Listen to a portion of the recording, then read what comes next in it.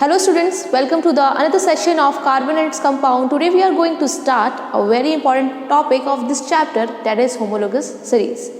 तो बच्चों homologous series होती क्या है? सबसे पहले तो homo means क्या होता है? homo means होता है same. तो ऐसी series जो same दिखती हो. अब बोलोगे ये क्या है? चलो इससे समझने से पहले एक एग्जाम्पल देखो. यहाँ पे आपको क्या दिख रहा है? एक बॉल है, फिर उसमें एक और बॉल ऐड हुई, फिर इसमें एक और बॉल ऐड हुई. इस तरह से एक सीरीज बनती जा रही है ना. अगर ये समझ में आ गया तो होमोलोगस सीरीज भी ऐसी ही है, वो भी बहुत इजी है, आप इजीली समझ सकते हैं. तो उसकी डेफिनेशन की बात करूं तो a group of organic compounds, ऐसे ऑर्गेनिक कंपाउंड्स जो शो करते हैं which shows similar chemical properties, जिनकी केमिकल प्रॉपर्टीज सेम हो, जिनके स्ट्रक्चर सेम हो, but each successive compound is differ by CH2 units. यानी जो होमोलोगस सीरीज के अंदर जो कंपाउंड्स की जो सीरीज होगी, हर एक कंपाउंड के अंदर CH2 यूनिट का डिफरेंस होगा. ऐसी सीरीज को हम होमोलोगस सीरीज कह देते हैं. ठीक है, चलो देख लेते हैं कैसी होती है होमोलोगस सीरीज. तो हम पहले बात करेंगे homologous series of alkene. Now students, homologous series of alkene. अब जरा ये आपने भी 3 ग्रुप पढ़े हैं. कौन कौन से? एल्केन जिनमें सिंगल बॉन्ड आता हो, एल्कीन जिनमें डबल बॉन्ड आता हो, और एल्काइन जिनमें ट्रिपल बॉन्ड आता हो. आपने 3 ग्रुप पढ़े हैं. अब इनकी सीरीज देख लेते हैं, होमोलोगस सीरीज किस तरह से होती है. अब देखिए जरा, ये एल्केन का first member methane, ethane, propane, butane. Methane और ईथेन में क्या डिफरेंस आ रहा है? एक कार्बन का और 2 हाइड्रोजन का. सेम अगर मैं ईथेन की और प्रोपेन की बात करूँ, क्या डिफरेंस आ रहा है? एक कार्बन का, 2 हाइड्रोजन का. सेम यहाँ भी ऐसा ही हो रहा है, ऐसा ही हो रहा है ना. तो मतलब ये क्या है कि हम बोल सकते हैं ये क्या है? होमोलोगस सीरीज है. अगर पेपर में क्वेश्चन किस तरह से आते हैं कि आपको एक ऑर्गेनिक कंपाउंड दे देंगे और बोलेंगे इसके आगे की होमोलोगस, इसके आगे की सीरीज लिखो, तो आप इजीली लिख सकते हो. क्या करना है? एक कार्बन, 2 हाइड्रोजन ऐड करना है, एक कार्बन, 2 हाइड्रोजन ऐड करना है, और इजीली आप इसी तरह से आगे की सीरीज बना सकते हैं. जरा एल्कीन का देख लीजिए. पहला मेंबर क्या होता है? Ethene, propene. क्या डिफरेंस आ रहा है दोनों में? CH2 यूनिट का.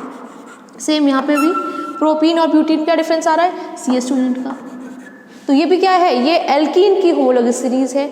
एल्काइन की बात करूं तो पहला मेंबर इथाइन, प्रोपाइन, ब्यूटाइन. तो यहाँ भी डिफरेंस जो आ रहा है वो एक कार्बन, 2 हाइड्रोजन, एक कार्बन, 2 हाइड्रोजन.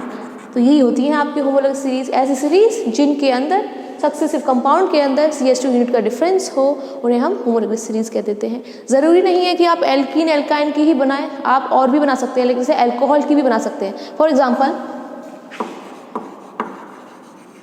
अल्कोहल के अंदर जो पहला मेंबर है आपका, जैसे मान लीजिए ये CH3OH, ये क्या है? Methanol.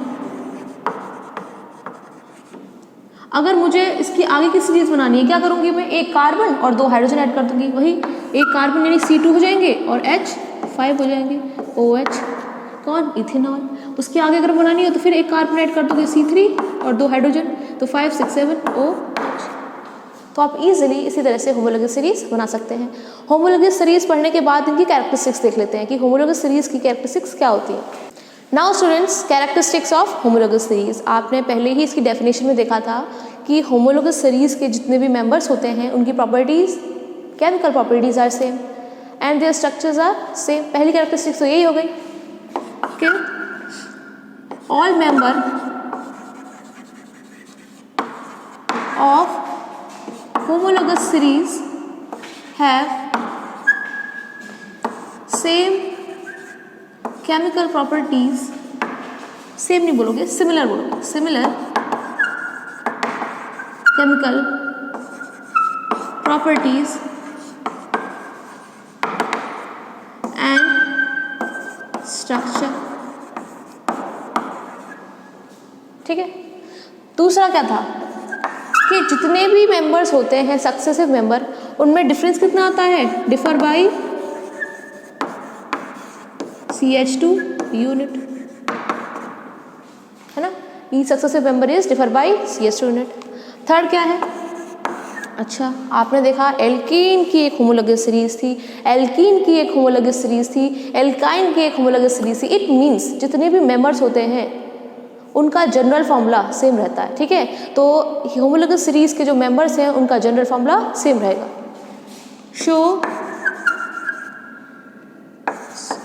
same general formula. Okay, now next की बात करूं, अब देखो क्योंकि इनका सिमिलर स्ट्रक्चर्स है तो लगभग ये सिमिलर प्रॉपर्टीज तो करते हैं, like melting point, boiling point, density हो गई इनकी, सॉल्युबिलिटी हो गई इनकी।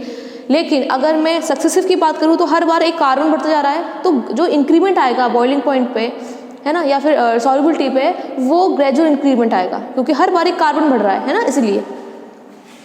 तो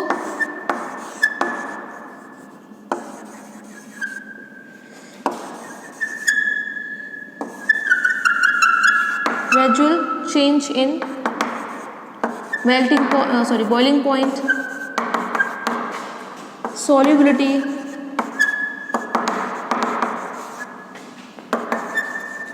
density, etc.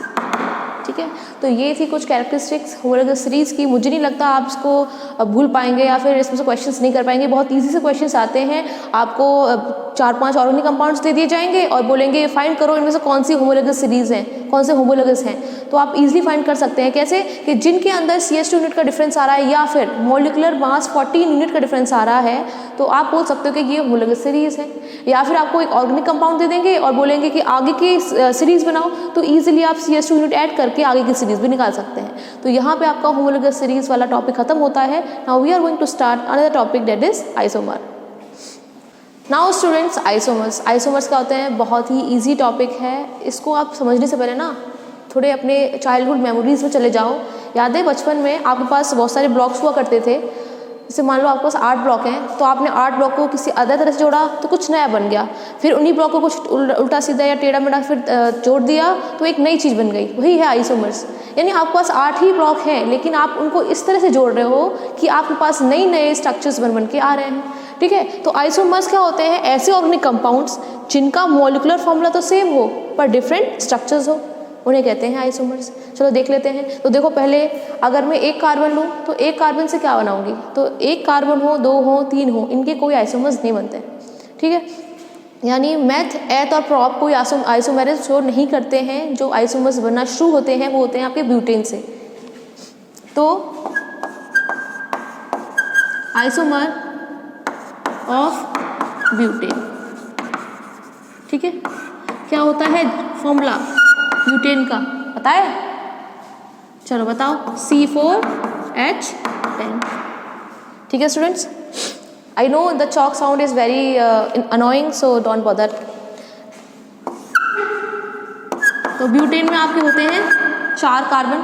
ठीक है, आप इनको ऐसे भी जोड़ सकते हैं और आप इनको ऐसे भी जोड़ सकते हैं। तो आपके जो ब्यूटेन के जो आइसोमर्स बनते हैं वो आपके 2 आइसोमर्स बनते हैं। इसको तो आप ब्यूटेन ही बोलोगे, लेकिन इसका नाम क्या होगा? तो मैंने इसलिए आपको थोड़ा सा नोमेनक्लेचर पढ़ा दिया था, हालांकि वो आपके सिलेबस में नहीं है, लेकिन इसका नेम आप इजीली कर सकते हो अगर आपने वो वीडियो देखी हो तो।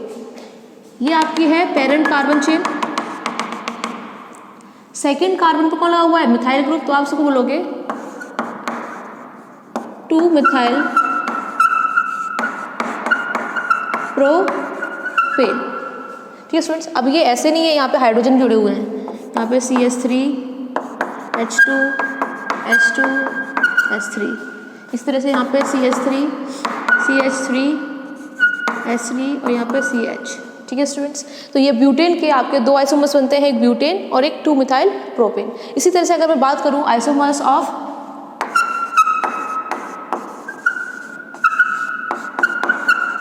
पेंटेन, क्या होता है फॉर्मूला पेंटेन का? C5H12। बहुत इजी सी ट्रिक बताती हूँ आपको। कभी भी फॉर्मूला लिखना हो, जब एल्कीन का हम फॉर्मूला बनाते हैं तो कार्बन का डबल करो, यानी C5 इसका डबल करो और +2 कर दो, तो 5 2 10 +2 12 आ गया। अगर हम एल्कीन का बनाते हैं तो जस्ट डबल कर देते हैं, और एल्काइन का बनाते हैं तो कार्बन का डबल करके -2 कर देते हैं। तो ईजिली आप फॉर्मूला बना सकते हो, आपको जनरल फॉर्मूला याद करने की भी जरूरत नहीं है। ठीक है, तो आइसोमर्स ऑफ पेंटेन, तो आपको पता है पेंटेन में कितने कार्बन है? 5। एक तो आप इस तरह से जोड़ सकते हो, एक ऐसे जोड़ सकते हो, है ना, और एक ऐसे जोड़ सकते हो।